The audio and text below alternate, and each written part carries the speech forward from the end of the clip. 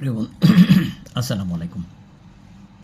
প্রিয় বন্ধুগণ, আমার মনে হতো যে জেনারেল লাইনে লেখাপড়া করে আমি এলএলবি করলাম, এলএলএম করলাম, এই যে উচ্চ ডিগ্রি নিলাম, এটার কি ফায়দা হবে? এটা দিয়ে কি হবে? মানুষের কি হবে? দেশের কি উপকার হবে?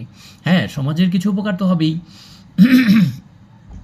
পাশাপাশি যে নলেজ হয়েছে সেটা একটা ব্যাপার আছে। তো বিশেষ কারণে যে ভিডিওটি করছি সেটা হচ্ছে যে আমার প্রায়শই মনে হতো যে আমি যদি ধর্মীয় শিক্ষাটা গ্রহণ করতাম, তাহলে ধর্মের আদ্যোপান্ত যদি আমি শিখতাম তাহলে কতই না মজা হতো।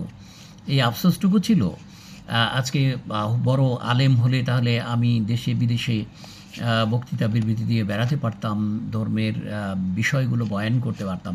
তো এখন আমার কাছে মনে হয়েছে যে এই ধর্মীয় বিষয় বয়ান করে আসলে ধর্মের যে বিষয়গুলো মানুষের ভিতরে আমি উপলব্ধিতে আনতে পারবো, ঠিক আছে, কিন্তু এটা দিয়ে প্রযুক্তির মানে এখন তো সেই আদি যুগ বা অন্য যুগ নয়, এটা হচ্ছে প্রযুক্তির যুগ।